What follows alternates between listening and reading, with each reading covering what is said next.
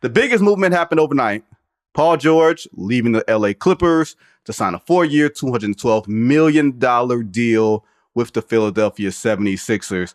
Does this feel like the perfect fit for a 76ers team that is trying to chase the Boston Celtics, trying to get over the hump of getting out of the second round? They haven't gotten out of the second round since 2001 with Allen Iverson and that group.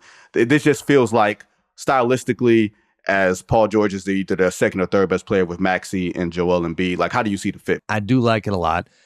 I did highlight Daryl Morey in my column because after this year where he and James Harden had this debacle between them, the optics were bad for both sides. Daryl found himself, he's pretty quiet at the February trade deadline in terms of the assets they got in the Harden deal. With the Clippers, kind of keeps the powder dry at that point, which surprised some people.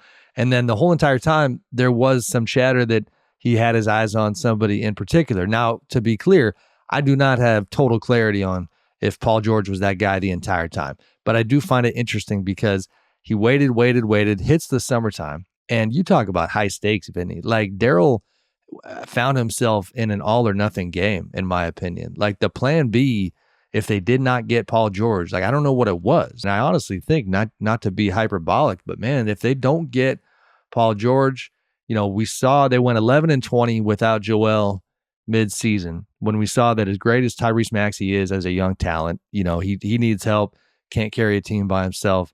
That's a long-winded way of saying, yeah, I think Paul is a great fit. Certainly you can kind of raise, kind of eyebrows and question marks around the idea that when he's 38 years old, they're going to be paying him a ton of money. That's what the Clippers didn't want to do. But the other kind of mafioso part of this to me is for Daryl to say goodbye to James Harden, who pushed his way out, and then fill the vacancy by ruining the Clippers' plan to keep those three guys together is pretty wild.